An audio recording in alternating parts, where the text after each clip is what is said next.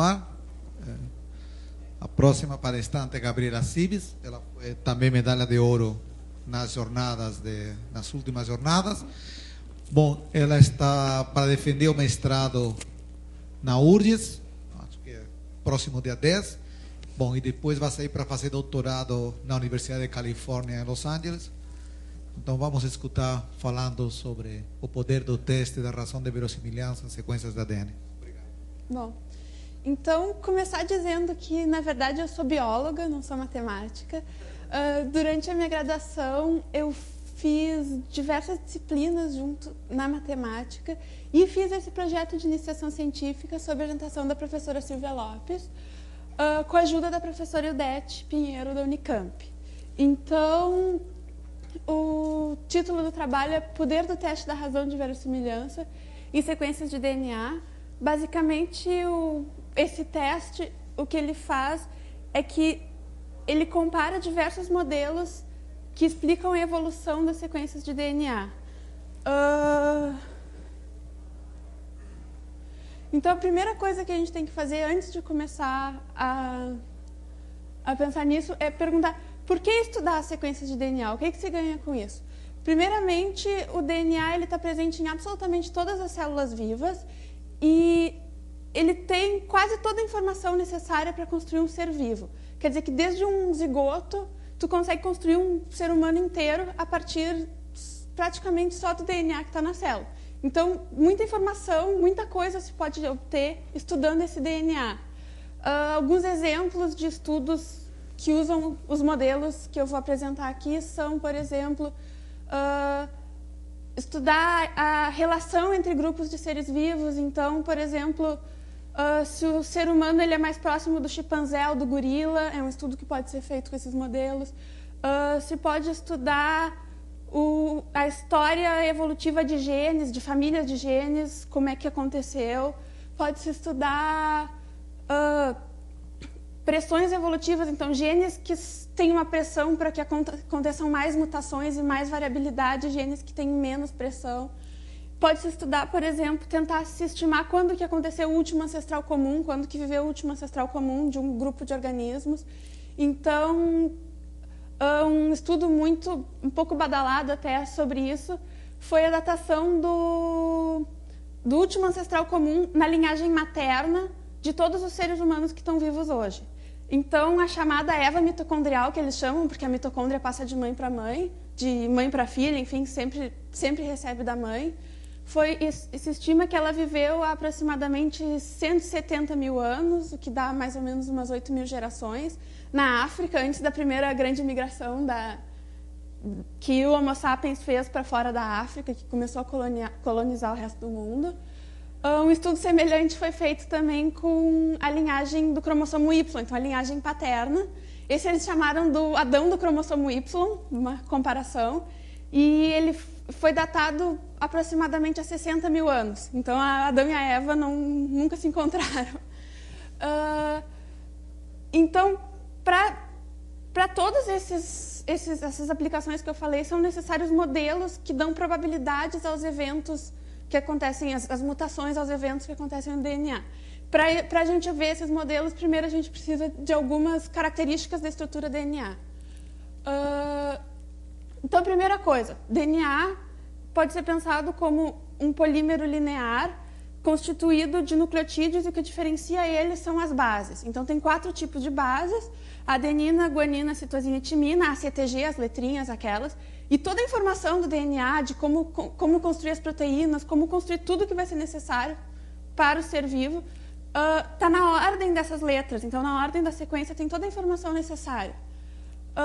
Além disso, como todo mundo já deve ter visto, ali tem um exemplo no desenho, a estrutura do DNA ela é uma dupla hélice, então são 2 fitas paralelas, e o interessante é que sempre que numa fita tem um A, na outra fita tem um T, elas são complementares, sempre que numa fita tem um C, na outra tem um G. Então eu não preciso da informação das 2 fitas do DNA. A informação da segunda fita é só uma cópia da informação da primeira. Ela é muito eficiente para evitar alterações no DNA, mas eu não preciso estudar as 2 fitas, uma só tá bom. E essa informação depois ela vai ser útil para alguns dos modelos que eu vou apresentar depois. As bases elas podem ser divididas nas purinas e nas pirimidinas. O que diferencia as purinas e as pirimidinas é a estrutura química. Uma tem 2 anéis e a outra tem 1 anel, mas o importante é que elas são mais semelhantes entre si, e isso é importante para um dos modelos. Porque uma das coisas mais interessantes de estudar o DNA é que ele é transmitido para os descendentes. Então, sempre que uma célula se divide, ela faz uma cópia do seu DNA e passa para a célula filha. Com isso, é possível eu traçar a história. É possível eu estudar o que aconteceu no passado dos seres vivos. Atualmente, é praticamente um consenso que todos os seres vivos de hoje, eles descendem de um único ancestral comum em algum momento do passado. Então, se eu pegar qualquer conjunto de seres vivos, eu consigo, através do DNA deles, estudar a história de como aconteceram as divisões, como se reproduziram no passado. Então, isso é... Seria, então, a história do Adão e Eva? Ou não? Se eles descenderam de um só... Sim, no sentido de que o Adão e a Eva que eu falei antes... Não, eu entendi. Sim. Seriam de quem vive hoje, né? Sim. O Adão e a Eva separados, no caso, seriam das pessoas que vivem hoje. Mas essa hipótese que você está falando seria que nós teríamos descendido de um homem e uma mulher. Não, essa hipótese ela é um pouquinho mais profunda. Ela diz que os seres vivos todos descendem de provavelmente uma única célula no passado, uma célula só. Reprodução sexuada aconteceu muito tempo depois e não estou mais ou menos passando por cima. Não, todos os seres vivos. E acontece que sempre que a célula se divide, ela faz uma cópia o mais perfeita possível do seu DNA para passar para os descendentes. E existem muitos mecanismos, a estrutura de dupla fita é um deles, que tentam manter o mais perfeito possível as cópias. Mas, às vezes, devido ao enorme tamanho do genoma e várias coisas, acontecem erros. Qualquer erro que altere a estrutura do DNA é chamada de mutação. As mutações podem acontecer, por exemplo, por radiação ultravioleta, podem acontecer por... muitas das substâncias cancerígenas, na verdade, são mutagênicos. Vários fatores, vírus podem levar a mutações, vários fatores podem levar a isso. Tem tipos de mutações, então, por exemplo, as adições em que é colocado um trecho de DNA no meio do gene, simplesmente é inserido um trecho de DNA, então aumenta o tamanho total do gene. As deleções em que um trecho de DNA é retirado, transposições em que um trecho de DNA é retirado de uma posição e colocado em outra no genoma. São alguns tipos de mutações, mas as que a gente vai estar interessado para esse trabalho são só as substituições de base. Então, são aquelas mutações em que eu pego uma posição do DNA, tinha, por exemplo, um A no passado ali, e aí na próxima vez que eu vou olhar, mudou e tem um T. São só essas mutações que a gente está interessado para esse trabalho. Então, os modelos de substituição de bases, que são o centro do que eu vou apresentar, são modelos que designam probabilidades para as mutações. Então, eles consideram apenas as mutações do tipo substituição. Como é que isso é possível? Porque antes de se utilizar esses modelos para fazer todas aquelas análises que eu falei antes, se faz uma etapa anterior que é chamada de alinhamento. É um procedimento estatístico em que se retiram as adições e as deleções e se colocam alinhadas numa mesma linha da matriz as bases que descendem de um ancestral comum. Então, esses modelos eles consideram apenas as substituições de bases e eles assumem que esse processo de mutação é um processo markoviano, ou seja, que as mutações, a probabilidade de acontecer uma mutação para o futuro é independente do passado da molécula. Ou seja, se eu tenho um A na posição do DNA no presente, a probabilidade de eu ter um T na próxima geração independe de qual era a base que eu tinha naquilo na geração passada. Que é bem razoável, porque a gente, a princípio, acha que a molécula não tem esse tipo de memória.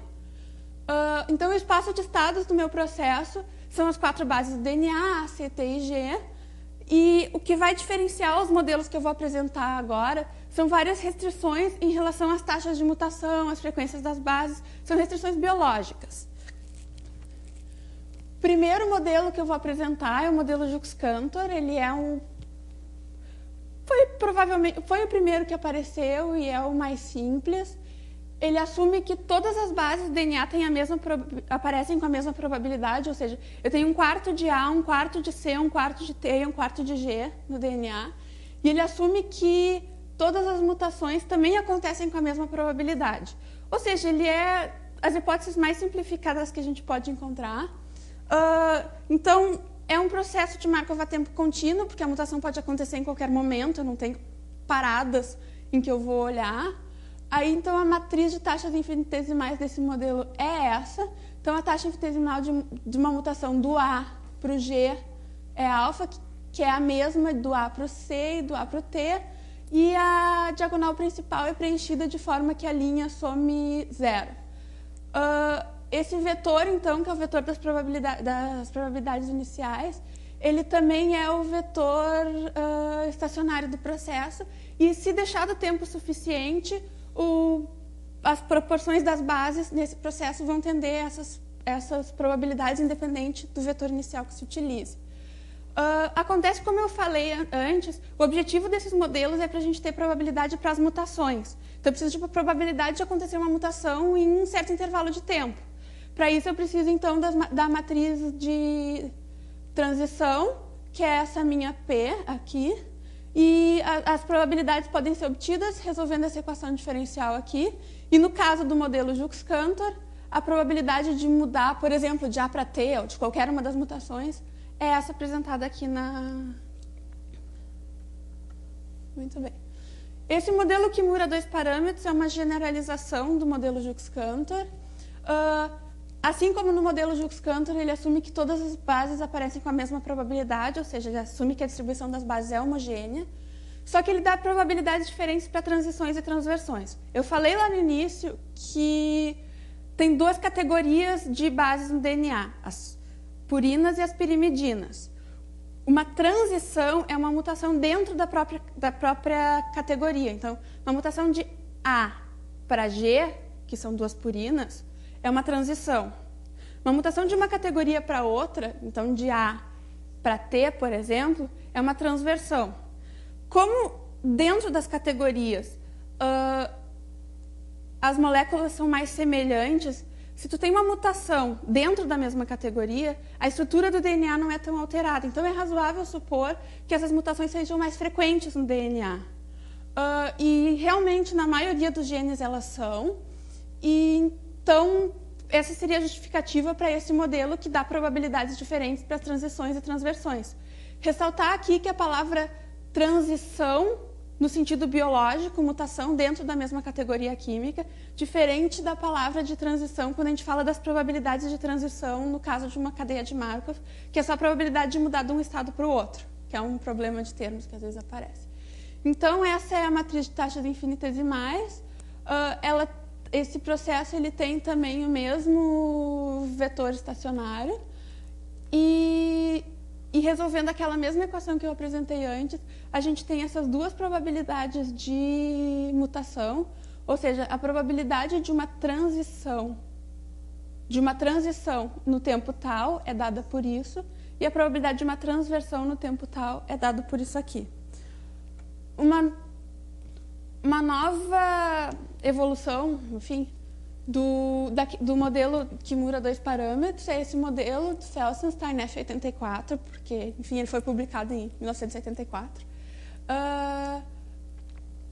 Ele assume que as bases podem ter frequências distintas, então ele não tem aquela hipótese restritiva de que todas as bases aparecem tem 1/4 de probabilidade de aparecer no DNA. Isso é verdade. Realmente, nas sequências reais, raramente a gente encontra proporções muito perto da homogênea. E ele mantém a propriedade de probabilidades diferentes de transições e transversões. Então, essa aqui seria a matriz de taxas infinitesimais. Aí, o vetor das probabilidades iniciais é esse, em que πA é a proporção da base A no DNA. Então, a proporção da base A, da base G, da base C e da base T. E, assim como nos modelos que eu apresentei antes, esse é o vetor estacionário também. Resolvendo a mesma equação diferencial, a gente pode chegar nessa expressão para as probabilidades de mutação. Então, aqui esse delta é a função delta de Dirac, 0 se as bases, se I e J é diferente, e 1 se I e J é igual, e esse epsilon aqui é uma função semelhante que tem valor 1 se as duas bases são da mesma categoria, se são duas purinas ou são duas pirimidinas, e 0 caso contrário. Esse modelo eu escolhi ele apresentar porque a gente consegue essa expressão bonita e mais ou menos fechada para as probabilidades de mutação. Muitos dos outros modelos que eu estudei é bem mais complicado de conseguir essa expressão para as probabilidades de mutação. E o modelo GTR, que foi o mais geral que eu estudei, General Time Reversible, basicamente ele permite que as frequências das bases sejam diferentes da homogênea, e a única restrição às probabilidades de mutação é que ele tem essa propriedade de reversibilidade no tempo. Ou seja, que a proporção da base I vezes a probabilidade de mudar da base I para a base J num tempo tal é igual à proporção da base J vezes a probabilidade de mudar da base J para a base I num tempo tal. Essa propriedade é importante quando a gente faz os cálculos da função de verossimilhança, que vão aparecer depois. Então, por isso que tem essa estrutura mais ou menos simétrica, alfa aqui, outro aqui, é só para manter essa propriedade. Fora disso, os parâmetros não tem outras restrições aos parâmetros. E, de novo, resolvendo essa equação, se chegam nas probabilidades de mutação, só que eu não vou apresentar elas aqui porque elas são feias, compridas, e a gente não ganha muito com isso. Então, eu mostrei esses modelos para vocês que têm pressupostos diferentes em relação ao que está acontecendo com o processo biológico, porque o objetivo do trabalho é, então, comparar os modelos, escolher qual é o melhor modelo para evolução da sequência do DNA. Então, para isso, a gente vai usar um teste estatístico, que é o teste da razão de verossimilhança. Ele é bastante usado para isso e, além disso, ele tem a propriedade boa de ser uniformemente mais poderoso. E por que eu vou usar um teste estatístico? Eu não sei se vocês repararam, mas todos os modelos que eu apresentei são um caso particular do outro. Então, se vocês pensarem, sei lá, se eu usar o modelo de Kimura e o Jukes-Cantor era aquele que assumia que todas as bases tinham a mesma probabilidade e que todas as mutações tinham a mesma probabilidade. E o modelo de Kimura, ele permitia que houvessem transições e transversões com probabilidades diferentes. A diferença é que sempre que eu for testar, se eu for ver o desempenho, obviamente o modelo de Kimura, que é o modelo mais geral, vai ter um desempenho melhor, só que ele adiciona um parâmetro a mais no processo. Esse parâmetro a mais, nos cálculos que eu vou apresentar depois, que são computacionalmente pesados, vai aumentar muito o tempo necessário para realizar esses cálculos. Então, a questão é a seguinte: existe uma diferença significativa no desempenho do modelo mais complexo, do modelo mais completo, que tem um parâmetro a mais, ou essa diferença, de repente, é pequena e não vale a pena o esforço computacional a mais que eu vou estar exigindo para isso. Então, essa aqui é a estatística do teste da razão de verossimilhança. Esse meu L0 chapéu aqui é o máximo da função de verossimilhança sobre o modelo de H0. E esse meu L1 chapéu é o máximo da função de verossimilhança sobre o modelo L1. Então, a gente precisa de uma forma de construir a função de verossimilhança para esses modelos. Primeira coisa que tem que se olhar quando se pensa nisso é o que a gente está estudando. A gente está estudando um conjunto de organismos e a gente vai ter uma sequência de cada um desses organismos, uma sequência de DNA. Primeira coisa que tem que se lembrar é que esses organismos, eles, como eu já falei, eles têm uma relação. Então, existe uma filogenia que relaciona os organismos. Eles tiveram um ancestral comum lá em cima, aí o ancestral deixou descendentes, esse aqui deixou descendentes que dividiu nessas duas linhagens, e assim sucessivamente. Só que a gente não está interessado assim nas alterações morfológicas, tipo, recebeu um flagelo ou mudou. A gente não está interessado nisso, a gente está interessado nas sequências de DNA. Então, esse ancestral comum, no nosso gene de interesse, tinha uma sequência de DNA que era essa, por exemplo. Aí, nos descendentes dele, já foram acontecendo mutações. Aqui aconteceu uma mutação, aqui aconteceu outra. E esse processo se segue até que eu tenho as sequências finais. Só que quando eu estou fazendo o estudo, eu não tenho acesso a essa parte da história. A única coisa que eu sei são essas 4 sequências aqui, que não são iguais. Se eu tiver sequências maiores, meu programa vai ser capaz de alinhar essas sequências. Mas ainda assim, eu só posso inferir o que aconteceu aqui em cima. Então, como eu falei, a gente está interessado na função de verossimilhança. A função de verossimilhança, nesse caso, ela é a probabilidade do modelo condicionada aos dados. Ou seja, é a probabilidade de que o meu modelo escolhido, do modelo que eu estou usando, explica o conjunto de dados que eu tenho.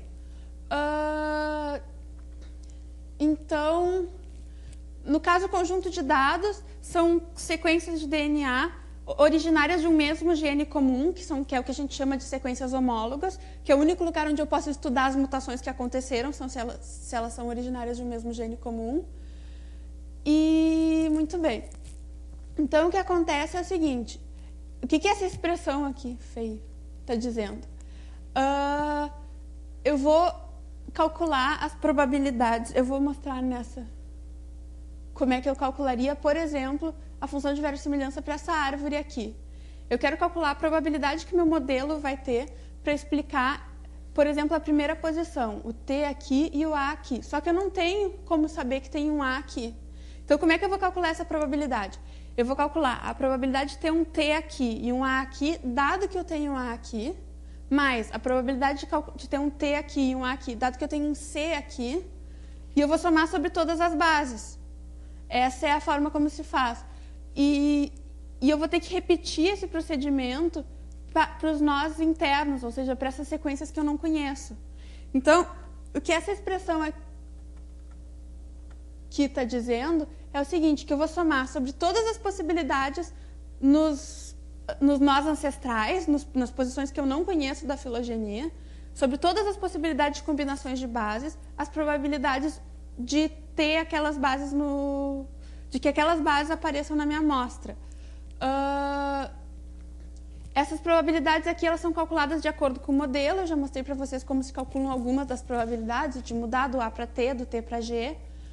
E a gente assume, além disso, que os processos que estão acontecendo nos outros sítios, ou seja, o processo que está acontecendo aqui no TAA, ele é independente, ele é o mesmo, regido pelo mesmo modelo, e ele é independente do que está acontecendo nos sítios vizinhos.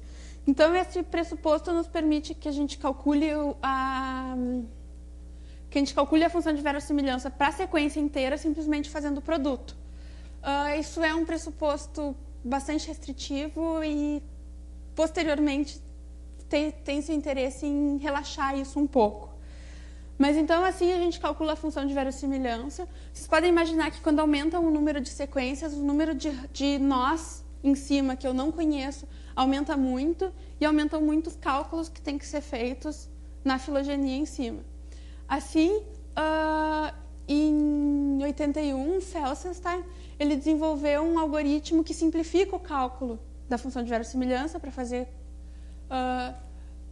o computador simplesmente calcula a função de verossimilhança para uma subárvore, que nem aquelas 3 que eu mostrei para vocês, e aí ele guarda esses dados, e aí ele calcula a função de verossimilhança do resto da filogenia utilizando esses dados. Então, simplifica bastante as contas, porque não tem que fazer todas as possibilidades cada vez.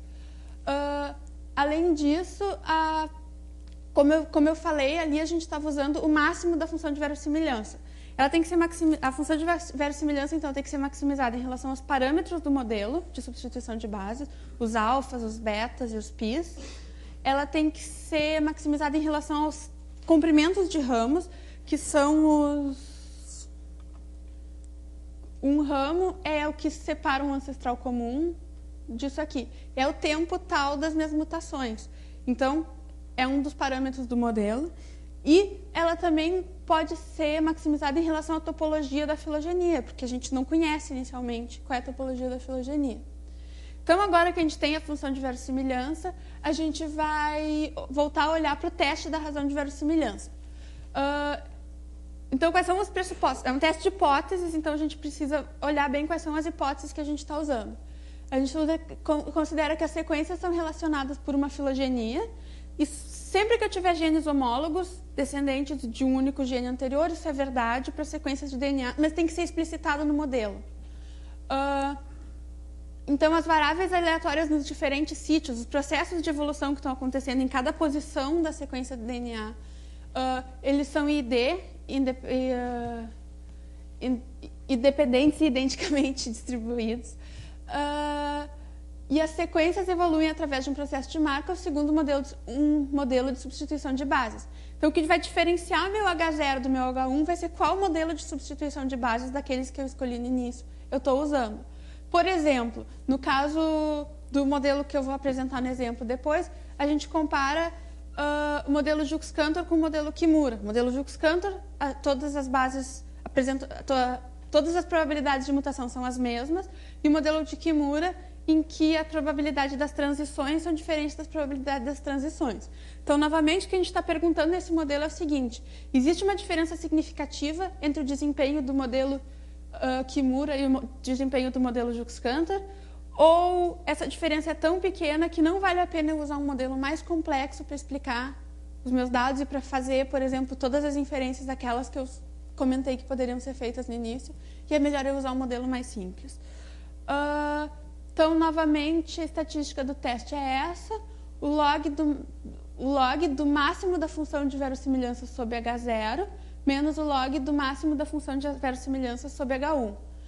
A distribuição assintótica de menos 2 vezes esse delta é uma Q quadrado com R graus de liberdade. R é a diferença de parâmetros livres entre um modelo e o outro. No caso do Kimura versus Jux-Cantor, R igual a 1.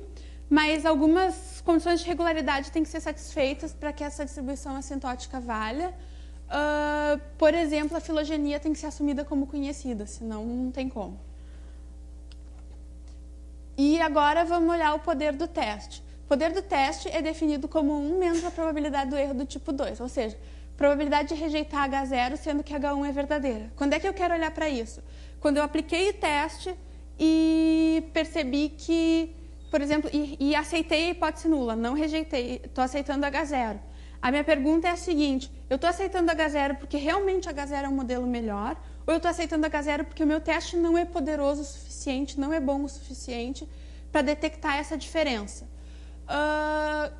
A gente tem também a distribuição assintótica sobre H1, então menos 2 vezes o delta, é uma Q quadrado não central, com os mesmos R graus de liberdade. O poder do teste, então, é dado pela probabilidade dessa distribuição Q quadrado não central ser maior que o valor crítico, no nível de significância que eu estou escolhendo usar. Só que o interessante aqui é o seguinte: esse D2, esse meu parâmetro de não centralidade dessa distribuição, ele é calculado com base no valor real dos parâmetros, que já é um problema, porque quando eu estou aplicando o teste, eu não sei qual é o valor real dos parâmetros. E ele também é calculado com base na matriz de informação de Fisher, que exige que eu calcule as derivadas segundas da função de verossimilhança e calcule a esperança disso. Como eu apresentei antes para vocês a função de verossimilhança, a expressão fechada que eu tenho dela ainda depende muito da estrutura da filogenia. Para cada filogenia diferente, eu vou ter uma cara da função de verossimilhança diferente. Então, eu não tenho como chegar num resultado geral e uma expressão fechada para dizer, esse D2 é isso.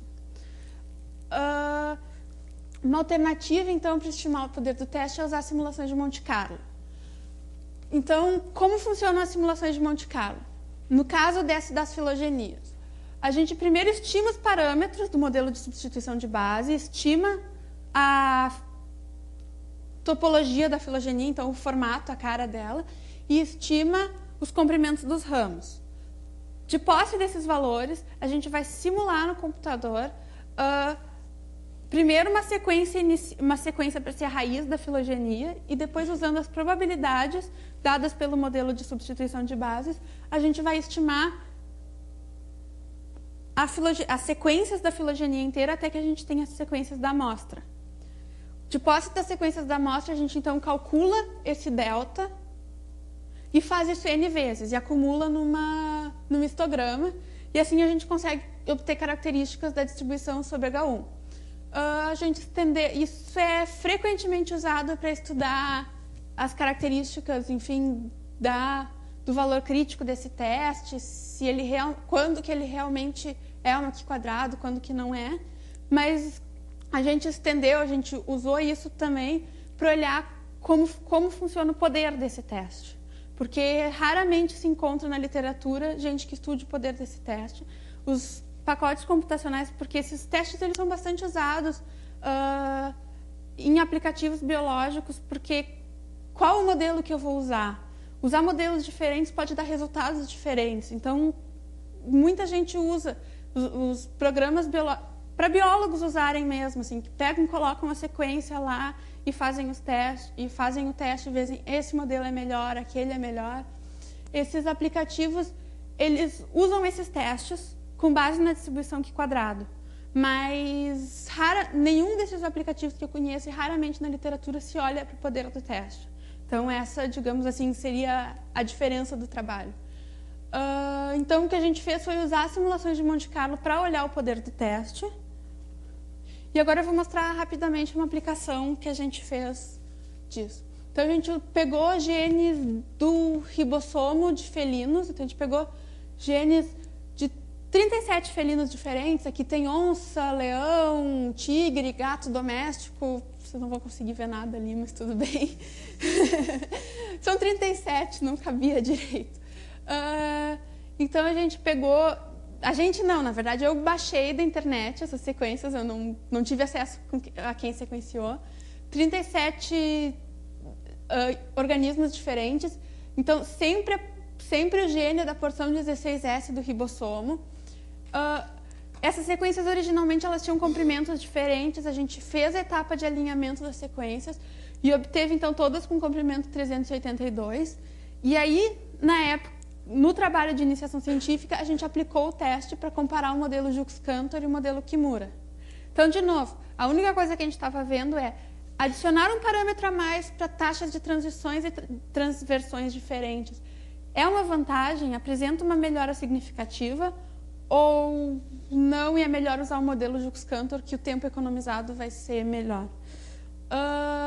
Então, esses aqui são os histogramas que a gente obteve sob H0 e sob H1. Isso aqui seria, então, a distribuição para obter o poder e a distribuição para obter o valor crítico. Não estão muito bons esses histogramas, mas isso aqui são as replicações com 100, 500 e 1000. E do 500 para o 1000 ele não está mudando muito, mas com 100 replicações não é bom o suficiente. Precisa de mais replicações no processo de Monte Carlo. Opa, cadê? Aqui. Então, o valor obtido para a função do teste foi 324 com 43. Então, ele foi muito maior do que os valores obtidos para essa distribuição sobre H0, então a gente está rejeitando a hipótese nula com o p-valor menor do que 0,001, ou seja, a gente está dizendo que realmente é muito importante um parâmetro adicional para a taxa de transição e transversão. Compensa, ele tem uma diferença significativa. E o poder do teste estimado para esse teste ficou em torno de 0,65. Isso aqui são só número de replicações diferentes, não deveria nem aumentar nem diminuir, isso era só para a gente... A gente estava num estudo para ver qual era o tamanho de quantas replicações era necessário para obter um resultado bom. Então, as ideias de continuidade do trabalho, na verdade, eu acho que todas elas já foram feitas, porque esse trabalho foi o que deu início ao meu trabalho do mestrado. Mas, em todo caso, as ideias de continuidade, então, quando estava fazendo o trabalho de iniciação científica, primeiro era considerar modelos de substituição de bases mais complexos. Como eu falei, a hipótese de que os sítios evoluem independentemente de acordo com a mesma distribuição, ela não é boa porque os lugares diferentes do DNA estão sujeitos a pressões evolutivas diferentes. Uma alteração num sítio aqui pode alterar a função da proteína, a não ser que aconteça uma alteração no sítio vizinho. Então, várias razões nos levam a procurar modelos mais complexos. Inclusive, nos testes que a gente está aplicando com os modelos mais complexos, a gente encontra que, na imensa maioria das vezes, os modelos mais complexos são aceitos, só que eles exigem um tempo computacional muito maior do que os modelos IID. Então, isso é uma questão um pouco complicada. A gente também queria avaliar o efeito da variação dos parâmetros do modelo, do número de sequências, da filogenia, no poder do teste. Isso a gente fez pelas simulações de Monte Carlo. A gente obteve, por exemplo, que um aumento no comprimento das sequências, isso é uma coisa bastante esperada, gera um aumento no poder do teste. A gente obteve que um aumento no número de sequências utilizadas causa um aumento muito pequeno no poder do teste. Aumenta muito o tempo computacional, mas o poder do teste aumenta muito pouco. A gente obteve que se a gente mantiver constante o número de sequências e o comprimento das sequências, mas usar filogenias mais distantes, ou seja, sequências mais diferentes, o poder do teste aumenta até um certo limite e depois ele passa a diminuir. A gente encontrou várias coisas assim. E também a gente tinha a intenção de estudar formas alternativas de estimar o poder, porque as simulações de Monte Carlo realmente são muito custosas. E, bom, isso também a gente encontrou um estimador para o poder do teste que ainda precisa ser avaliado. E era isso. Acho que... Bibliografia, obrigada.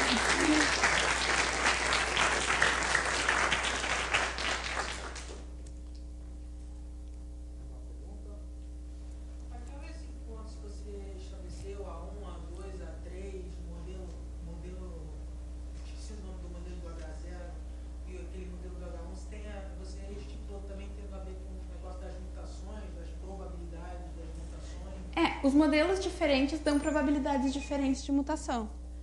Então, as hipóteses... Se eu voltar aqui... Opa. As hipóteses aqui, ó. A1, as sequências são relacionadas por uma filogenia. É só o mínimo esperado, porque todos os seres vivos são relacionados por uma filogenia. Só que se eu não colocar essa hipótese, a formulação matemática do modelo, a forma de construir a função de verossimilhança vai ser outra, e essa hipótese tem que fazer parte do modelo. A 2, que as variáveis aleatórias são I e D, é aquela hipótese que eu falei que a gente relaxou depois, mas ela simplifica o cálculo da função de verossimilhança. E a 3 só está dizendo que eu estou usando um daqueles modelos que eu apresentei no início. E o que o teste está fazendo realmente é escolher entre esses modelos. Então, qual dos modelos é mais adequado para a minha sequência? É isso que o teste está fazendo. E cada modelo dá probabilidades de mutação diferentes.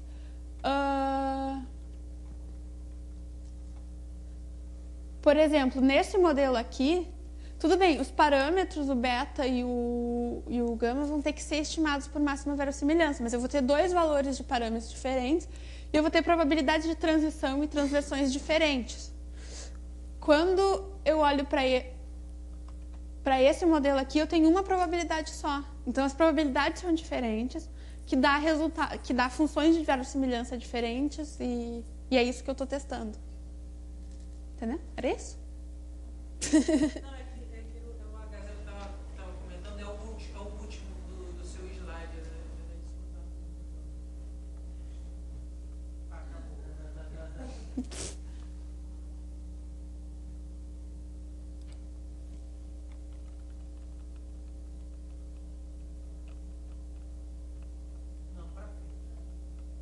Esse? Esse é a Gazela que está estipulando isso por causa da questão da mutação.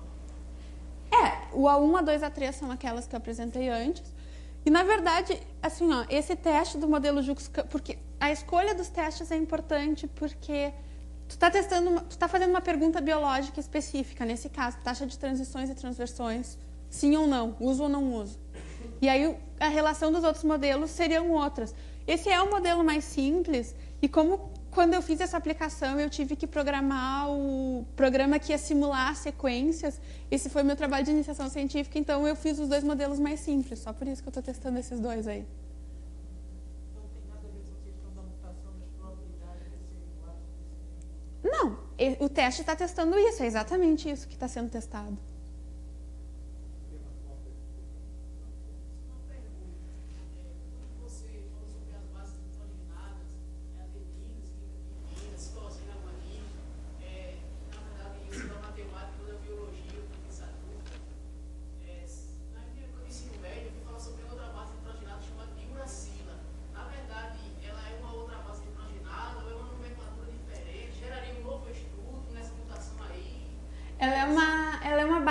hidrogenada que é só encontrada no RNA.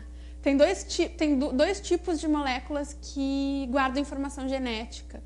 A que todas as células vivas usam para guardar mesmo, como se fosse a biblioteca, é o DNA. O DNA tem essas 4 bases.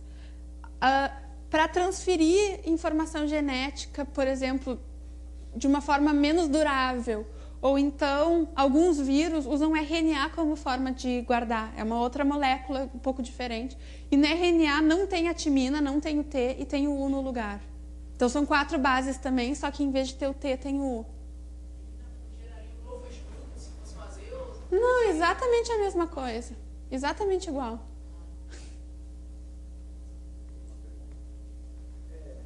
De forma geral, o seu trabalho conclui que quanto mais complexo a análise, quanto mais hipóteses você considerar, ele é mais eficiente com relação às mutações. Assim, ó, de forma geral, o meu trabalho concluiu, é um pouco complicado assim. Aqui eu só estou apresentando a metodologia e uma aplicação.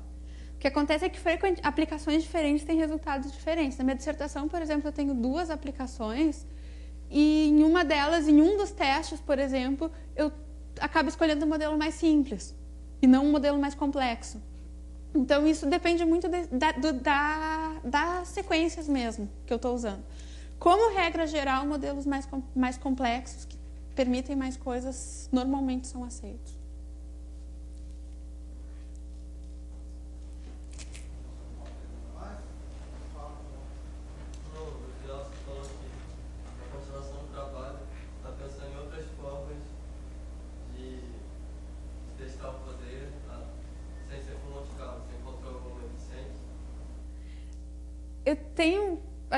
No trabalho eu estou sugerindo um estimador que usa a matriz de informação de Fisher observada, mas eu consegui mostrar que ele é consistente, mas ainda tem que fazer mais simulação para ver como é que ele funciona.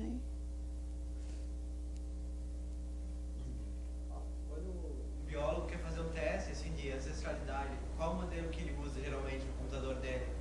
Normalmente não é nenhum desses, mas é um semelhante a